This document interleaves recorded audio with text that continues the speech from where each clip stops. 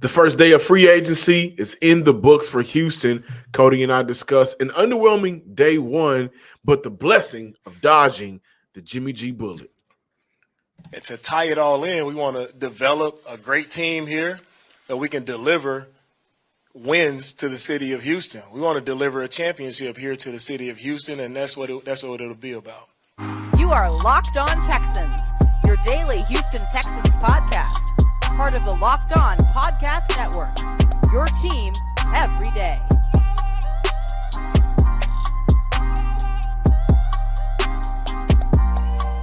Welcome in, everybody, to a Tuesday episode of the Locked On Texan podcast, a part of the Locked On Podcast Network, your team every day. I'm John Hickman, and of course, I'm joined by Texans Credential Media member and Sports Illustrated writer, Cody Davis, here to discuss the overall mood of day one of free agency, dodging again the Jimmy G bullet, but first discussing the Texans signings.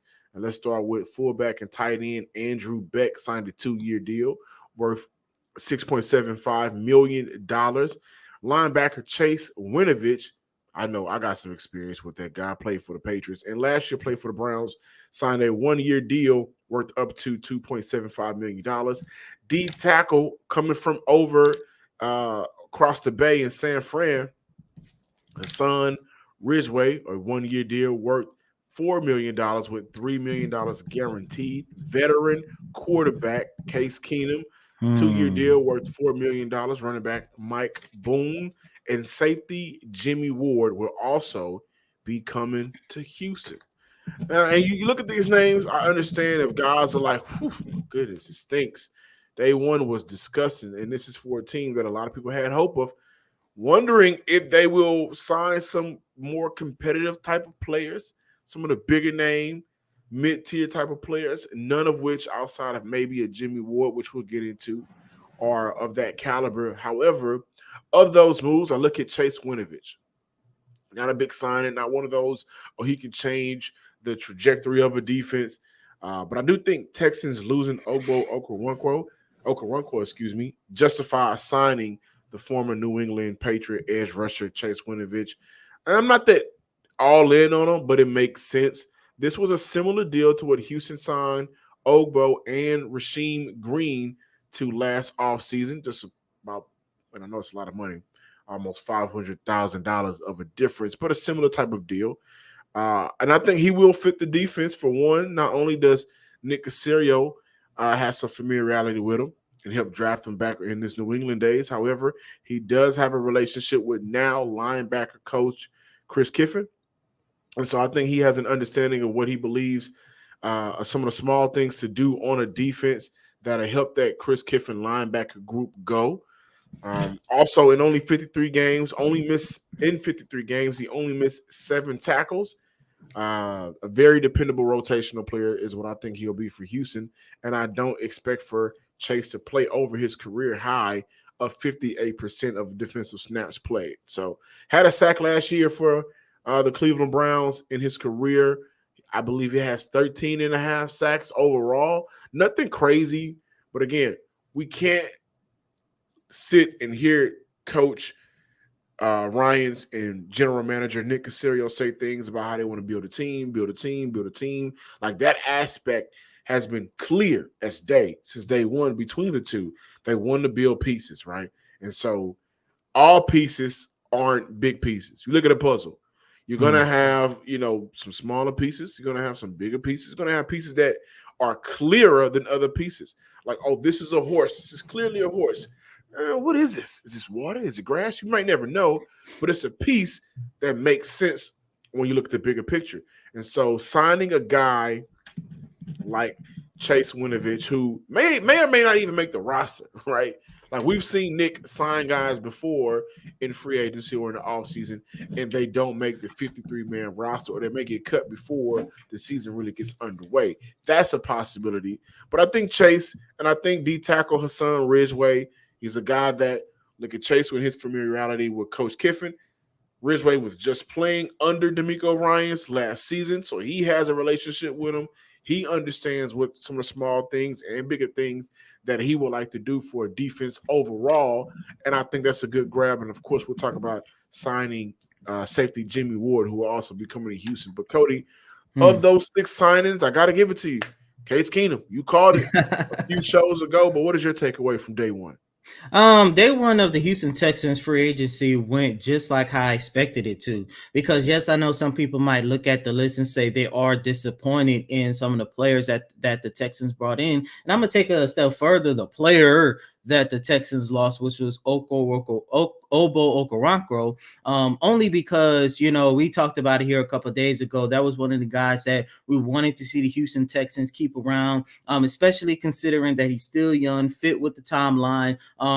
I know last year started off kind of rough for him, but once he got accustomed to Coach Lovie Smith's defensive scheme, he took off, finished with career highs across the board, including 5 sacks. And that was a little bit disappointing to see Okoronkwo leave and go sign with the Cleveland Browns. I guess the Cleveland Browns were trying to be the North version of the Texans. I don't know, but at the same time, when you take a look at what the first day of free agency brought across the league, a lot of times you just saw teams that was literally trying to enhance their playoff caliber roster already, or teams like the New England Patriots trying to contain free agents that was already out there on the market that they did not want to lose. And when you take a look at the Houston Texans, yes, we all are expecting them to build a better and a more competitive roster. However, this is still a team that is still in the early stages of the rebuild. And John, you a money guy.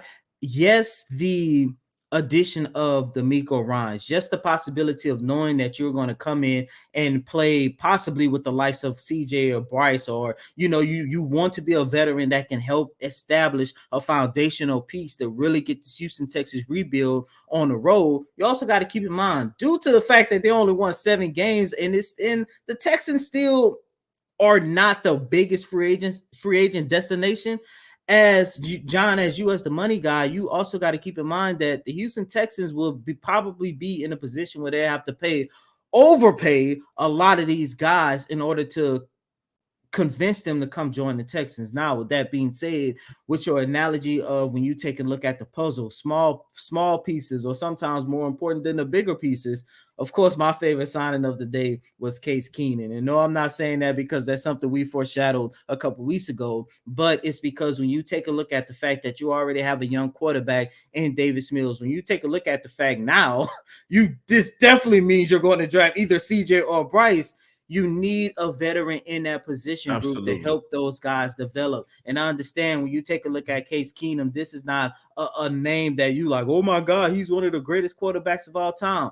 I said it a couple weeks ago, and I'm going to say it again. A lot of times, the best veterans to develop a young team, especially at a position like quarterbacks, are the guys who have spent the majority, if not their entire careers, as backup. They spent the majority, if not their entire careers, basically holding the clipboard on the sideline with the coaches. And I used this analogy before, and I'm going to say it again. I really do believe that actually hindered the development in Davis Mills. And now, considering the fact that you're about to take on another young quarterback, Bryce or CJ, whoever you want to choose, I am perfectly fine with either.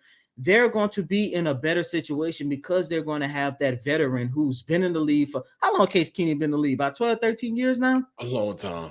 He's going to be able to help either one of these He coaches, threw including passes. Davis He Mills. threw passes to Andre Johnson. So That's how long it's 2 been. touchdown passes. And Andre Johnson left what in 2013, 2014 was his last season. I think that was whatever D-Hop rookie season was. But Case Keenum is really going to help these young quarterbacks in Houston thrive. And that's my favorite signing of day one of free agency. And look, I'm going to say this now. Even though I like the signing of Case Keenum, if at any point throughout the 2023 campaign, we're sitting here trying to figure out how is Case Keenum going to start any game, that means something went hella wrong during the season. But as of right now, knock on wood, hopefully we don't cross that line. But that is a good veteran pickup signing for the Houston Texans. Yeah, let me say this. I am not a money guy. Like, I want to shout out Texans Cap on Twitter. He hosts his own YouTube show, does a very great job breaking down NFL contracts, especially when you look at the Houston Texans and the possibility of certain signings or when things become more concrete. Mhm. I'm much of a cheap guy. I'm kind of cheap. So I don't want to spend too much money unless it makes sense to enjoy the money that's spent. And so I can't wait to talk about Andrew Beck signing a 2-year deal, $6.75 million. I think now you talk about money, I could have kept some of that money in my pocket. Also, day one of free agency, a lot of the guys that Cody and I discussed that would make sense for Houston are off the board. David Onyemata, formerly of the New Orleans Saints, he actually just switched teams in his division, went to Atlanta. He signed a 3-year deal worth $35 million with $24 million of that guaranteed with a $12 million signing bonus. I think that's something the Houston Texans could have benefited from. Jimmy Garoppolo, thank God that is not in Houston. We'll talk about that. The Bears and Tremaine Edmonds, he signed a 4-year deal worth $72 million, $50 million of that guaranteed. That was a discussion that Cody and I had, and a lot of people around the city of Houston, how that would have made sense for the Houston Texans. Bradley Bozeman, he was an interior center guy that I thought Houston could have benefited from. Helped that team once they moved on from Christian McCaffrey, really established the run for the Carolina Panthers. They re-signed him, and Javon Hargrave signed a 4-year deal, $84 million, $40 million guaranteed, $23 million signing bonus with the 49ers. God bless the league. Zach Allen was another name that was thrown around, signing a $3 million, 3-year deal worth $45 million deal. So Houston didn't necessarily go out after a lot of the bigger fish in the pond. However, they did sign 6 guys, or expected to sign 6 guys from day one. And so you can tell that they are looking around the league to fill out this roster. So I do expect a lot of guys that's on the roster. A lot of these bodies, they won't be taking up some of these roster spots anymore. And we will continue to discuss the Houston Texans day one of free agency. The end point of the NBA season is here, and now is the perfect time to download FanDuel, America's #1 sportsbook app, because our new customers get a no-sweat first bet up to $1,000. That's bonus bets back if your first bet doesn't win. Just download the FanDuel sportsbook app. It's safe, secure, and easy to use. And then you can bet on everything from the money line to point scores and 3 points drained. Plus, FanDuel even allows you to combine bets for a chance at a bigger payout with same game parlays. Don't miss the chance right now to get your no sweat first bet up to $1,000 in bonus bets when you go to FanDuel.com/locked on. That's FanDuel.com/locked on to learn more. Make every moment more with FanDuel, an official sports betting partner of the NBA and NFL. Welcome back in, Locked On Texans listeners and viewers in the YouTube world. Make sure you are subscribed to the Locked On Texan page on YouTube and subscribe on all of the major podcasting platforms. Before we move over and discuss Jimmy G, Andrew Beck, 2-year deal worth $6.75 million. Running back Mike Boone, the terms of his contract has yet to be determined. I think those 2 signings were the most underwhelming signings of the day on day one, to be completely honest with you.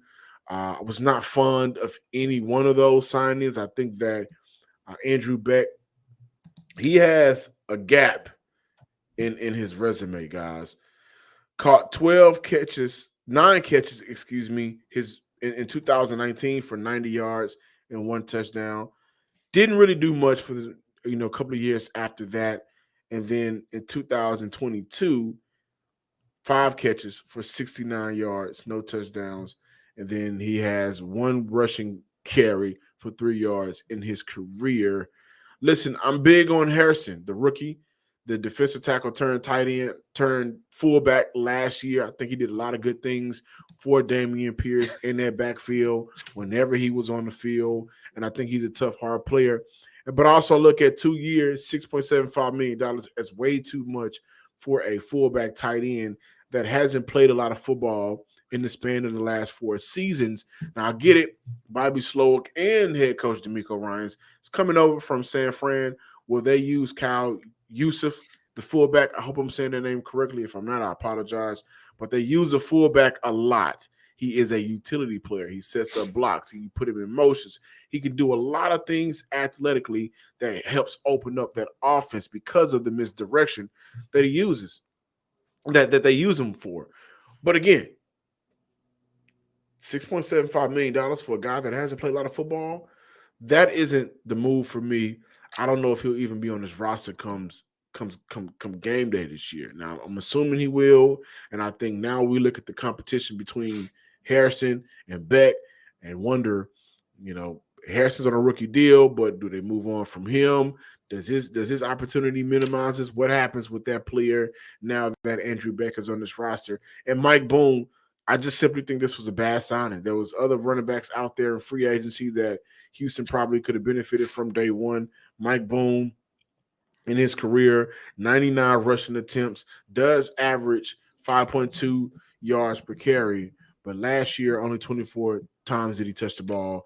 Before that, 4 times he touched the ball. His highest career numbers were in 2019, 49 rushing attempts, 273 yards and 3 touchdowns when he played for the 273 when he played for the Minnesota Vikings. And so those two signings I thought was outright terrible. And we'll continue to see how Houston builds this roster, but I do think signing players for the sake of signing players is not the way to go. And I honestly think that money could have been used to maybe persuade Ogbo Okoronkwo to come back. Like, I'm looking at players that Houston could have retained that played well last year to come back out in comparison to signing outside guys for the sake of. Not for those signings whatsoever. But thank God Jimmy G was not signed to Houston. Jimmy G signed a deal with the Vegas Raiders, a 3-year deal worth $48.5 million. 45 of that was guaranteed, but I think it was 35 of that was guaranteed. An $11.25 million signing bonus, something that Houston desperately could not afford. Yearly they could have, 3-year deal, 48.5. That was doable, but overall, I think they got the right vet. Jimmy G will be a starter in Vegas. Case Keenum will not be a starter in Houston, and he will serve with the purpose of being a backup to whoever will be the Texans' next franchise quarterback in this year's draft, and also helping out Davis Mills. Great job, Nick Caserio. Great job, D'Amico Ryans, on not signing Jimmy G, which it was reported before the signing to the Vegas Raiders that there was a quote-unquote bidding war. So I think we could finally say that the Texans are a new franchise, because there have been so many times, let's say within the past decade, to where there was the perfect plan in place for the Houston Texans, but they will opt for the latter. And what I mean by that is you will have an opportunity to go out and sign the best player, trade for the best player, or draft the best player, and you go out and try to stick to your tough, smart, and dependable. You would try to stick to your culture guys. You would try to stick to this narrative that is part of the reason why this organization at best has been mediocre. Even when you had the top tier talents in the AFC South, you still wasn't where you should have been due to your ability to stay stuck in your ways. Now, finally, with the addition of D'Amico Ryans, now finally with whatever got into or who got on Nick Caserio this offseason, it finally seems like the Houston Texans are moving on. Because, John, if this was the Houston Texans doing the Lovie Smith regime, if this was the Houston Texans doing the David Culley regime, if this was the Houston Texans, damn sure if this was the Houston Texans doing the Bill O'Brien regime, and even more so, everybody's favorite coach in Gary Kubiak, I guarantee you the Houston Texans would have opted to sign Jimmy Garoppolo, and they would have passed on the idea of drafting a potential franchise quarterback in CJ or Bryce. And I know some people are going to look at that and say, well, Cody, you could have still went out there and signed Jimmy Garoppolo and still could have drafted CJ or Bryce. I understand that. But at the end of the day, you got to keep in mind that Jimmy Garoppolo wanted to go to a team where he can start from day one. He has no interest in being a bridge quarterback. And if he would have came here to the Texans, he would have been a bridge quarterback, which means he probably would not have helped the likes of a CJ, the likes of a Bryce. And then at some point throughout the season, us here on this show, us writing about it, everybody, fans, people in the comment section would have been talking midway through the season. When are they going to start CJ? Or when are they going to start Bryce? Jimmy Garoppolo isn't getting the job done. And once again, when I look at Jimmy Garoppolo, I think he surpassed my original expectations of him as a quarterback, but you got to keep in mind a lot of Jimmy Garoppolo's success came due to the fact that he played under arguably, if not the greatest coach in NFL history, and Bill Belichick. Then you go to San Francisco and play under the likes of Kyle Shanahan, who in my opinion, is one of, if not the best offensive-minded coach in the game today. He doesn't have that here in the city of Houston, which means his signing would have been a waste of money and a waste of time. Listen, I think, let me get those numbers correct. Jimmy G signed a 3-year deal worth $67.5 million, clearly out of Houston's range, with $34 million guaranteed. I think if Houston would have brought in Jimmy G, that would have told us exactly how they felt about this year's quarterback class. So it wouldn't have been a Bryce and CJ discussion. It could have been maybe a Hendon Hooker discussion, because you would have been able to get Hendon Hooker later in the draft, and maybe he would be a part of your contingency plans. But if you brought in Jimmy G, that tells us that you're not high on Bryce, you're not high on CJ. Those are the two top quarterback prospects, and maybe you were higher on the athleticism of Anthony Richardson. Who knows? But that tells us, that would have told us, that you're not looking to start a rookie quarterback this year for the majority of the season. Now, you may still do that with, whether it's Bryce or CJ. An injury may happen, or you may want to allow them the opportunity to get caught up to speed before you put them out on the field and rush them, which why it makes sense to sign the Case Keenum, who has started experience, which why, keeping Davis Mills is important, who has started experience. But Jimmy G would have been one of those guys that day one you are looking to play the entire season. And that would have been, in my opinion, a bad decision. And to your point, John, of them signing Jimmy Garoppolo, and they would have told us a lot about how they felt about this year's class. This is what I mean by they would have passed up on the best opportunity. Hendon Hooker, Anthony Richardson, I think they're going to have good careers. Will Levis, if he gets into the right system, I think he has the potential to have a pretty solid career. But who's the number one and number two quarterback on in the draft as of right now? Just Bryce. And what pick do the Houston Texans have as of right now? 2. Case 2, 12, 33. But the first one is 2, right? The first one is 2. And you have an opportunity to get the literally 1A and 2A at number 2, right? It's possible. Who has the potential to be franchise quarterbacks, right? It's very possible. The Built March Madness bracket is here. We know you have a favorite Built Bar or Puff, and now your time to make it count is here. Listen, go to BuiltMarchMadness.com to vote for your favorite Built Bar or Puff. If you're anything like myself, the churro flavored Built Bar will be the number 1 seed in this year's bracket. And not only that, they'll be taking it all. They'll be going through the round of 64, even winning through the round of Sweet 16, because the churro is so sweet, covered in 100% real sweet chocolate. There's no way it's going to lose in this year's Built March Madness. When you vote for your favorite bar or puff, you will be entering into a drawing of 50 lucky Locked On listeners for a chance to win a free box of Built. Not only that, one Locked On fan will win a 12-month subscription to have Built bars, best bars, and puffs delivered monthly straight to your door. You got to try the Built bars out. One of the best the best on the market. They're covered in 100% real chocolate, high in protein, low in sugar. That's right. Real chocolate, high protein, low sugar, only 130 calories. So run to BuiltMarchMadness.com right now to vote for your favorite bar or puff. Welcome back in, Locked On Texans listeners and viewers. Before we get out of here, Cody, the overall mood from day one for me, my opinion, no one else's, I look directly to the Robert Woods signing. There were 0 wide receivers signed on day one of free agency. And that brings me back to my original feelings. The amount of money that the Houston Texans gave to Robert Woods, the amount of guarantee, the yearly salary, all of that, I believe could have been used in other areas to really help out this team in a more significant way. And I say that because obviously, as we've already talked about on and off camera, the wide receiver group for this year's free agency pool, I'm not going to call it underwhelming, but it's not spectacular. It's not something like the last year's wide receiver group. This is not a group this year that you need to rush out and go get, right? You have an opportunity, take your time to sign some quality players. And I think Houston rushed the gun on that one, to be completely honest with you. Again, I believe that those funds that went to Robert Woods could have been allocated in other places. Maybe we would have more money to sign higher quality players instead of the Andrew Becks of the world, the Mike Boones of the world, right? And I think that overall, day one, it was underwhelming. It was a day that, I get it.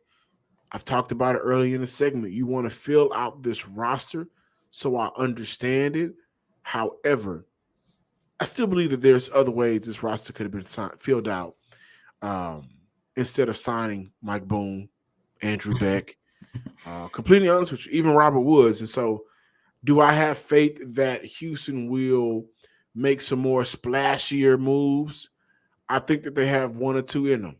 I don't think that they signed a mid-tier player yet, and I don't think that they've signed a tier one-ish player yet.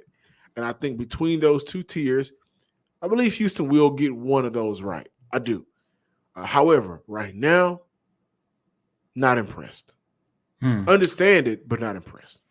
I'm content with it. It's like I said in the first segment, with this being the first day of free agency, given everything that this organization had going on over the last 3 years, and that's very important because this organization doesn't have a good rep, unfortunately, around the league as of right now. If the Houston Texans would have went out and signed some of the top tier players or at least mid-level players on the first day of free agency, John, I think they was going to have to shell out a hell of a lot of money in order to convince them to come to Houston.